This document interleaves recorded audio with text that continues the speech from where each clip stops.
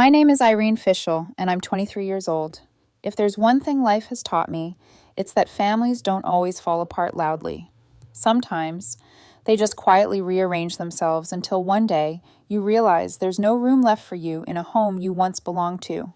I was 15 when my dad passed away. He was the kind of man who believed everything should be labeled, filed, and written down twice, once for the lawyer and once for peace of mind. Even in death, he tried to protect me.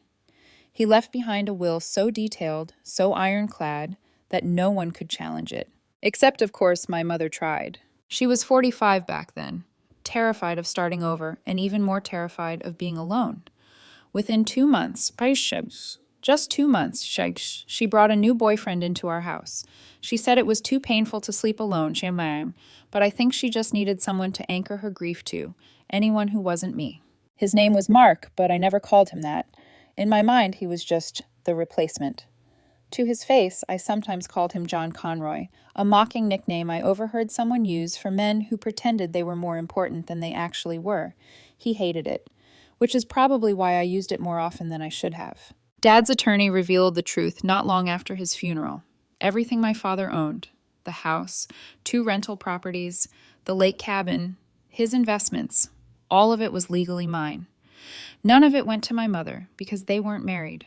The catch? I couldn't access any of it until I turned 21, and that drove my mother insane. She tried to be subtle at first. Irene, sweetheart, maybe you could transfer just one property to me? Then she tried to make it emotional. It's not for me. It's just that Mark feels insecure. I want him to feel welcome. Each request chipped away at something inside me. It wasn't even about the house itself. It was about the way she spoke, as if his comfort mattered more than my father's dying wishes. But even if I had wanted to help her, I couldn't. Legally, the assets were locked until I turned 21. My dad wrote it that way on purpose, as if he knew something I didn't. And oh, he did. Mark had 2 kids, a boy a year older than me and a girl a year younger. They were polite enough.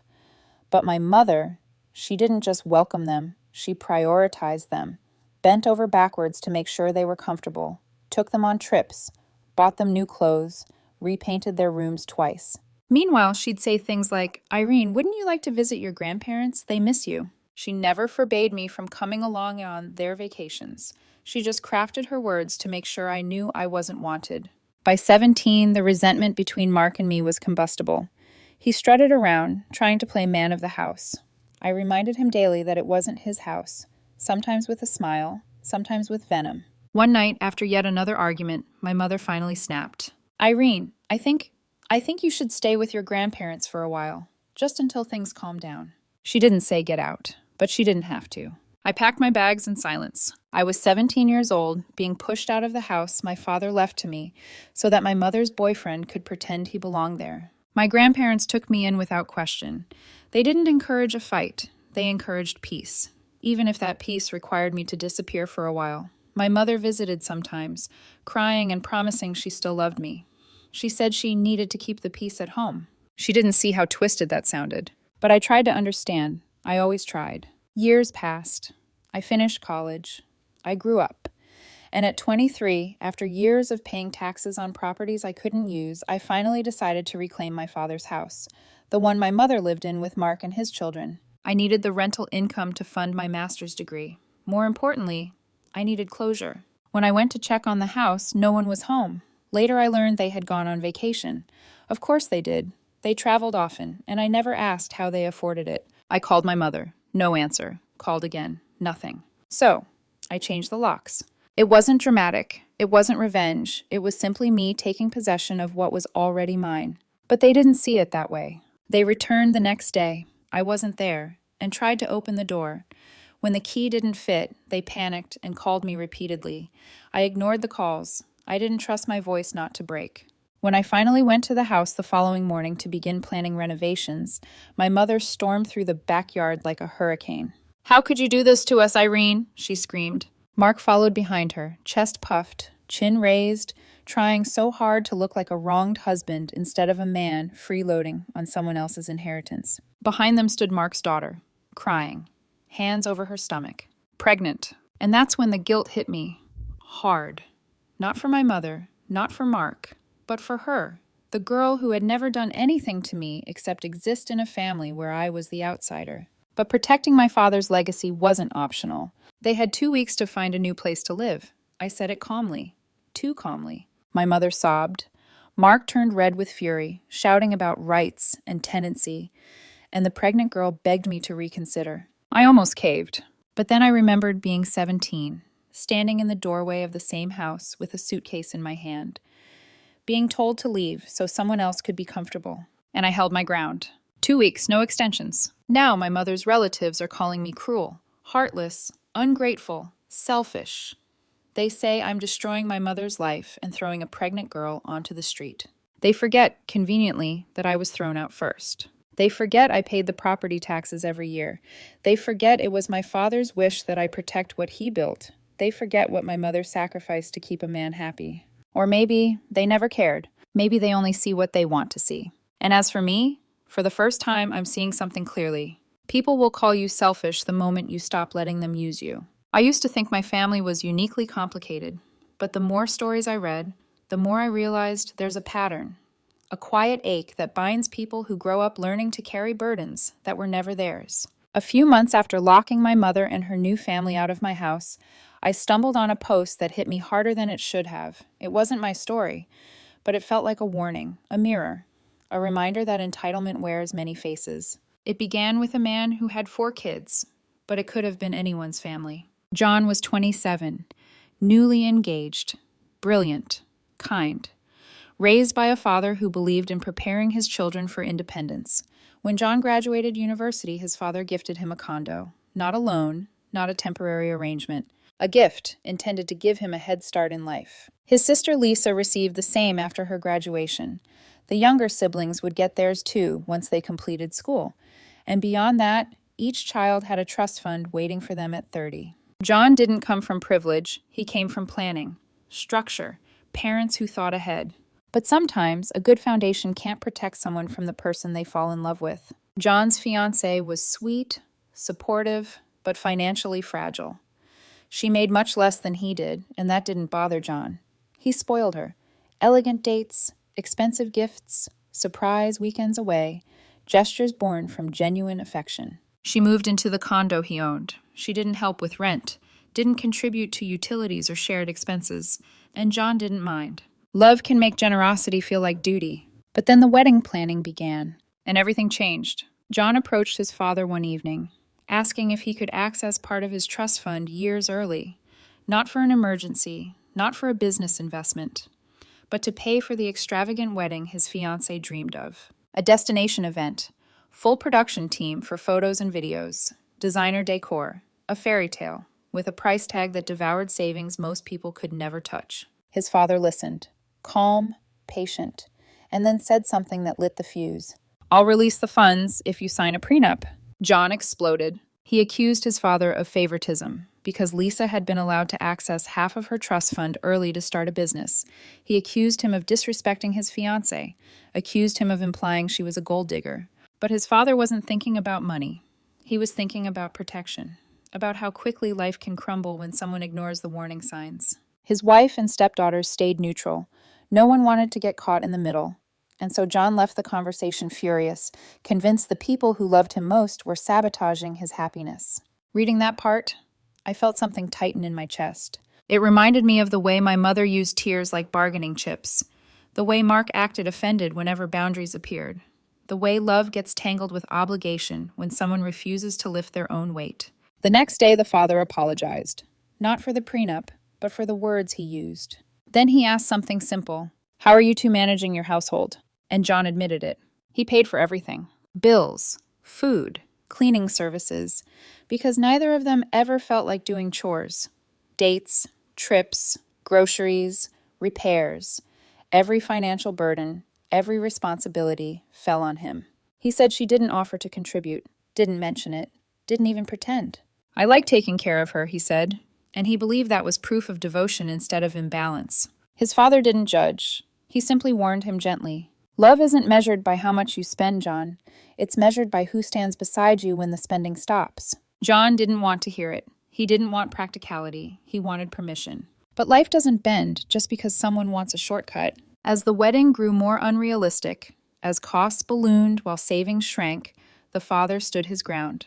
The trust fund would remain untouched until John turned 30. He and his wife still offered a generous wedding gift, enough to cover a beautiful venue, maybe even more, but not enough to bankroll a fantasy. John was devastated. His fiancée complained that she deserved more.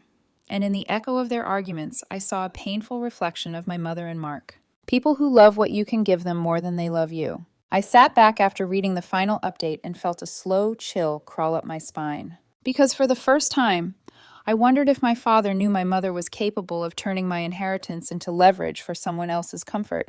If that's why he wrote his will so restrictively. If he predicted the man she would choose after him. Maybe the father in this story wasn't stubborn. Maybe he had already lived through the fallout of giving too much to someone who only took. Just like mine had. And John, he reminded me of myself in a way I wasn't ready to admit. Loving people who don't know how to carry anything. Not responsibility, not hardship, not even guilt, but who demand the world anyway. People who mistake generosity for obligation. People who believe access equals entitlement. And as I closed the story, the same question kept circling my mind. What happens when the love you give someone becomes the weapon they use against you? There's a strange comfort in seeing your pain reflected in strangers' stories, not because it makes the hurt smaller, but because it proves you weren't imagining it. You weren't too sensitive. You weren't the problem. Sometimes the world really does take more than it gives. After reading the story about John and his trust fund, 2 more posts found their way to me, each one threaded with the same quiet truth. People always expect more from the ones who already give the most. And sometimes even love becomes another word for debt. The bride who made everyone pay. The first story came from a woman named Claire, a maid of honor, a mother of 2, and someone who tried far too hard to be the good friend. Her best friend's wedding had already been postponed 4 times due to bad luck, bad planning, and bad timing. By the time the date finally stuck, everyone was exhausted emotionally and financially. Claire had planned to leave her kids with her in-laws. A reasonable choice. Destination weddings were chaos, even for adults. But the bride didn't like that. "No, please, I need them there," she begged. "They'd be the perfect ring bearers. I can't imagine my wedding without them." Claire hesitated. She couldn't afford a babysitter on top of travel, hotel costs, hair, makeup, dress, gifts. The whole glamorous checklist bridesmaids are expected to swallow without complaint. The bride cried, literally cried. She promised, swore, she'd arrange a babysitter so Claire's husband could enjoy the reception. So Claire caved, because that's what people like her do, what people like me do.